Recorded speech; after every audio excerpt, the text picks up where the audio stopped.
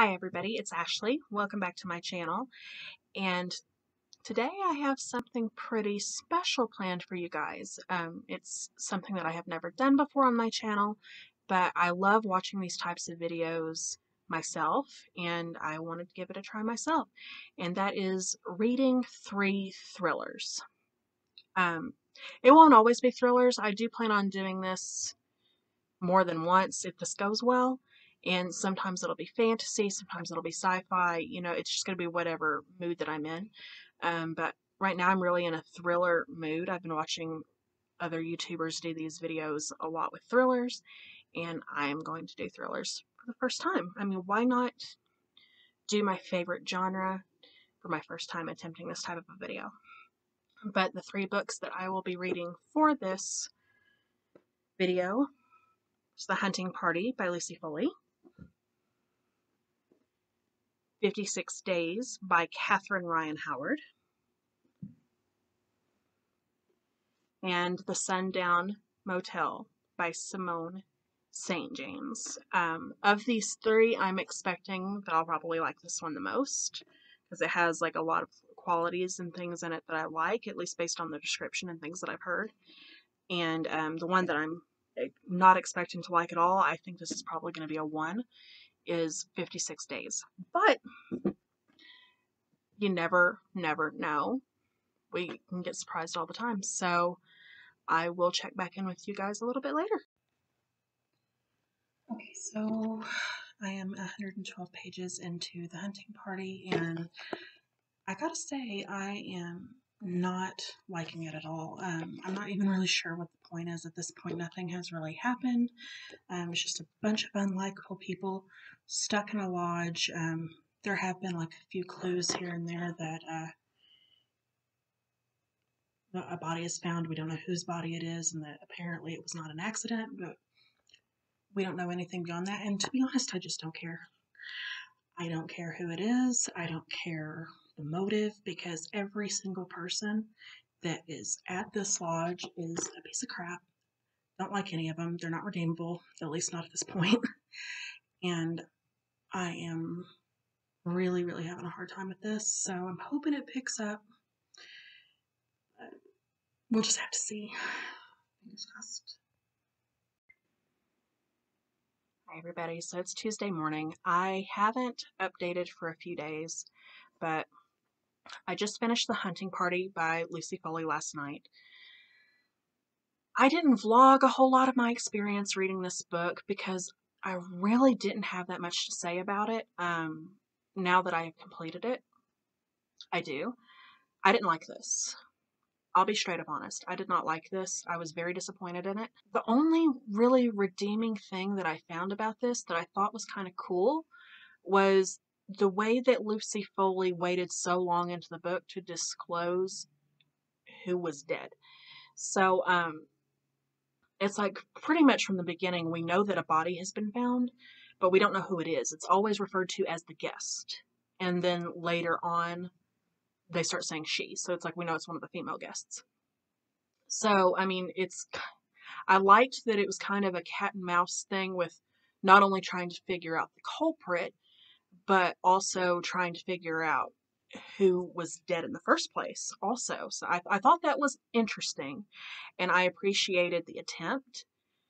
But as a whole, I really didn't like this. And it's frustrating because it's something that I should have liked. It has the formula of something I typically would like. It's an isolated setting. It's, a whodunit. Like, I typically really like that type of a story, and this fell flat. And for the life of me, I'm not exactly sure why. I think it's a combination of too many characters, too many POVs, and the characters themselves were extremely unlikable. Um, these are just nasty people. They really, really are. And it's like I would say the only person that I was really interested in this book, I didn't get an answer about. The office girl, Heather, Um, she seemed somewhat nice to me, but her portions of the book were written in a way that we know that something happened to her in her past that drove her all the way out here into the wilderness to work in this lodge. And unless I missed it, we never found out what actually happened to her. And that bothered me so much. I was more interested in that than in the primary story. Um, it was just, it was mentioned so many times, and I never found out what actually happened to her, why she went out there. And I would have liked to. Like, we found out what happened with Doug, which was the other employee, but we didn't find out what happened with Heather. And that just really, really got on my nerves. It did. And then a spoiler here. I'll put down the book after I'm finished with the spoiler, so that if you want to read this, it won't ruin it for you.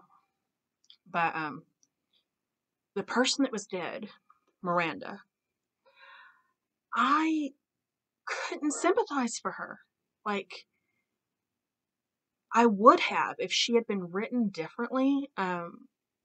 She was such a nasty personality, and just rude and stuck up. And it's just, by the time these things started happening to her, she had two pretty major revelations back to back about people in her life. And I didn't feel bad for her. And then I didn't feel bad for her in her actual death scene. And I think it's just because of her personality, the way that she was. It's like you just don't care about her. If it had happened to somebody else, I might have cared more. But, you know, it was just bad. So there was that. I was not happy with that choice. And with the culprit, I'm not going to name names. I will say that that was cleverly done. Um, Looking back on it, I could see like the little puzzle pieces sprinkled in for the culprit. So it wasn't out of nowhere. I just didn't see it coming. But once it was revealed, it made sense to me, so I wasn't mad at it. And I do think that Lucy Foley um, worked that in rather well. But yeah, overall, I really, really disliked this book. I'm extremely disappointed, especially considering that I just had the Paris apartment added into my book of the month add-ons. And I probably would not have picked a Lucy Foley book if I had already read this when I placed that order. So I'm hoping that that one is a lot better. But yeah, I'm just super disappointed. I wish that I had had better things to say about it. But on the upside, I started The Sundown Motel by Simone St. James last night, as soon as I finished The Hunting Party. And I'm only one chapter into this one, and I absolutely love it so far. I know that there is a lot of room for it to go bad, because I've only just started, but already it has the atmosphere going, it has the spookiness going on, we have a missing persons, and I love that. So I'm already getting sucked into this. I can't wait to read more, and I will update you because I know I'm going to have a lot to say about this. Hi, so I am 125 pages into the Sundown Motel, and I am loving this. It has everything that I could ever want in a thriller. We're following it in two timelines, one in 1982 and then also in 2017 at the same motel, the Sundown Motel, which is haunted. There's all kinds of ghostly, supernatural experiments going on, and that is just my jam. I love that type of thing. It's like right up my alley. And in 1982, we follow Viv, who's working the night shift at the Sundown Motel, and she is experiencing all this weird stuff, but she doesn't really have anywhere to go. And she just starts trying to get to the bottom of the things that are going on at the motel. And then she just goes missing one night, and nobody knows what's happened to her. There's no trace. Her car is still there, her belongings are still there, but she is not anywhere to be found. And then in 2017, we actually follow her niece, Carly, who who has just lost her mother, and she is going to the Sundown Motel in this little town of Fell, New York, to try to discover what happened to her aunt. She wants answers, she wants closure. She doesn't have any family left, and she actually starts to put herself in the shoes of her Aunt Viv by working at the night shift at the motel, the exact same shift. She even gets the same apartment that her aunt lived in. I mean, she's really trying to put herself in her headspace to find out what she may have experienced. It's so amazing. I love how clever this girl is. Oh my gosh, she's like one of my favorite characters of all time now. Simone St. James, where have you been all my life? Oh my gosh, I will definitely be picking up more of her stuff because this is absolutely incredible. Now I'm going to jump right back into this. Let's go. So I finished the Sundown Motel and I absolutely loved it. I loved every single minute of this. It was my favorite book of the year so far, so that is saying a whole lot. It was just an incredibly wild ride, engaging characters, atmospheric, spooky, but not over the top. It was just perfect. And I am about to send myself down the rabbit hole of Simone St. James. I think she may have just become one of my new favorite authors. I don't like making that claim after only one book, so I'm going to read a couple more, but I have a very strong feeling that she is going to be a new favorite. This was just, I've never read anything like this. It was absolutely breathtaking. So, as I was talking about earlier, we follow two timelines, 1982 and 2017, and both timelines are covering a mystery, so to speak. Viv in 1982 is starting to realize that one of her hotel guests always uses a fake name when he comes in, and it's not always the same. So she starts piecing things together with some cases of girls that have been found murdered and it has been unsolved, and she believes that her guest is involved in this, and she starts like pretty much throwing herself into trying to prove it. It was very, very intriguing, but I actually liked the 2017 timeline more. And in that timeline, we're following her niece, Carly, who is trying to figure out what has happened to her Aunt Viv. And she's working the exact same shift. She's living in the same apartment that Vivian did. She's trying to get in her headspace, see things as she saw them, to try to figure out what happened to her, because most of her family is gone and she wants closure. And she kind of starts to discover things about those girls, the same ones that Vivian discovered. In piecing things together, she thinks that Viv may have been his next victim, and she is trying to prove it. Also, I loved the way that those storylines connected. They like just interspersed together really, really well. And the ending really, really blew my mind. It wasn't necessarily a shock in the sense of we're discovering a culprit, because we kind of already knew for the majority of the book who it was. It was just a matter of proving it. But it was the way that it all came together. And it was just beautiful. It was absolutely beautiful. There was kind of a twist that I didn't see coming. I'm not going to disclose that here, but it wasn't anything detrimental. It wasn't a culprit reveal. It was just more like a detail that I didn't anticipate. So that was kind of interesting to see. Um, but yeah, this was a 5 out of 5 star book. My favorite book of the year so far. I cannot wait to read more Simone St. James and any other books that are similar to this, that have the same kind of feel. Please let me know down in the comments below, because I would love to dive in to more things that are kind of formatted in this way. That being said, I am moving on to the final book of the vlog, which is 56 Days by Catherine Ryan Howard. I don't know anything about this one except that it takes place during the pandemic and there is a body discovered.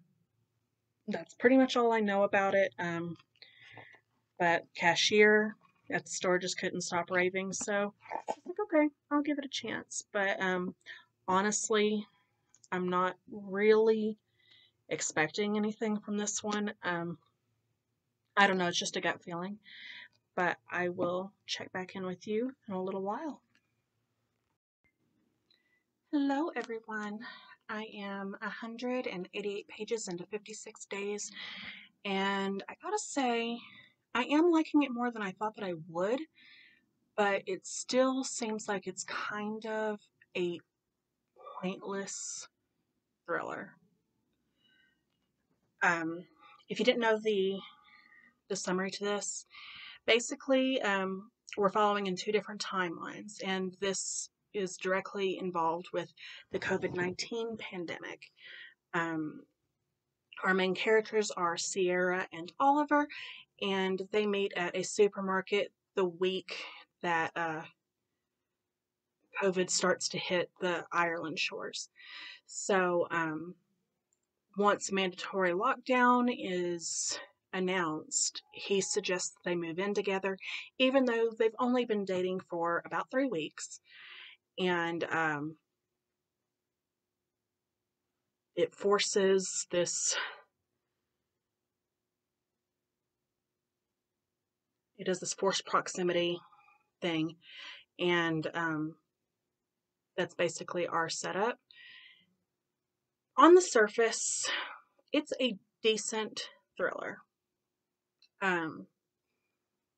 But the COVID-19 element to it, I feel like doesn't really do anything for the story.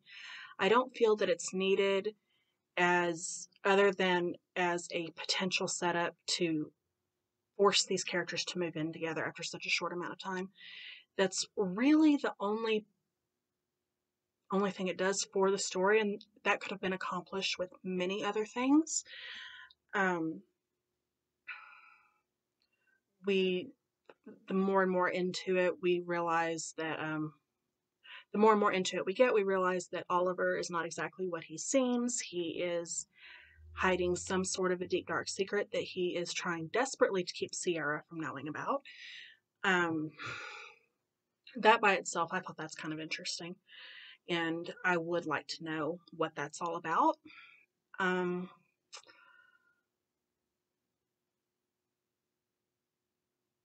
This jumps around in timeline quite a bit, and it's a jarring writing style because it can make it kind of confusing to follow the timeline, because it'll go like to 56 days to 35 days to 50 days, and back and forth a lot. Plus there's also a POV from a detective in present day when they find a body at Oliver's apartment. So it just keeps getting jumbled, and it takes a while to get used to the timeline with the way that it keeps jumping back and forth. I personally, I don't mind multiple timelines. In fact, I tend to enjoy it quite a bit. But in this instance, it feels disjointed. And the reason that I say that is because it has a really big habit of, we'll see something from Sierra's point of view, and then a few chapters later we see the exact same thing from Oliver's point of view, and we're going through the same dialogue again. We're going through the same context. We're just getting inside his head a little bit. So it seems extremely repetitive. And it's like when we see his point of view, it's not directly after hers. So it's not at the same time. Like we'll get it after we've already moved forward in the story and then it'll go back to it. And it's just not cohesive. So, like the plot line itself is intriguing enough, but the writing style makes it really, really hard to deal with. I am intrigued to get to the end of this, though, and figure out what happens, what the hell Oliver's hiding, who the body is in this apartment, and what leads up to that. I will check back with you guys in a bit. So, I have completed 56 days now, and all in all, I find it an average book, but it is definitely better than I had expected. The twist at the end was clever. I will give it that. I did enjoy the twist. I thought it was very well done. The signs were there all along, so I enjoyed that aspect of it. The things that held this back for me was I didn't feel that the pandemic aspect of it was necessary. There were a million different scenarios that could have brought Sierra and Oliver together, and that was really the only catalyst for it. It just didn't seem like it needed to be a thing, especially since they kept leaving the house. They weren't taking lockdown seriously at all. So using lockdown as an excuse to put them together, I just didn't buy it. I didn't buy it. Like, they weren't concerned about it. They were always leaving. And I feel like if they were going to do that anyway, they each could have still just kept their own apartments. So it wasn't a good enough excuse for me. And then also, there was too much flipping back and forth between Sierra's point of view and Oliver's point of view. They, seeing it from different sides was fine. It was completely rehashing entire scenes, complete with dialogue, word for word, multiple times. It wasn't just once or twice, it was multiple times throughout the book. And I was just like, I have already read this. It could have been summarized. It really easily could have been summarized that they were at this place when they had this discussion, and we go into his headspace or whatever, but it was like literally rehashed out step by step, word for word, and it made this book longer than it needed to be. But it was an interesting premise. It had a damn good twist. I would probably read from this author again, but in the end, I ended up giving it 3 stars. It was nothing monumental, but it was decent, and I'm sure there are people out there that will enjoy it. So there's that aspect of it. It is very slow, and the first half of it, I could say, is relatively boring. I mean, when you look back on it, knowing later events in the book, it kind of makes it more interesting, but at the time when you're reading it initially, it just seems long and dragged out. But that's really all there is to say about this. It was a solid 3-star read. I wouldn't read it again, but I would check out other works from her in the future. So if you have any suggestions for anything else that Catherine Ryan Howard has written, please leave them in the comments down below for me. I would love to check them out. And I will see you guys later. Bye.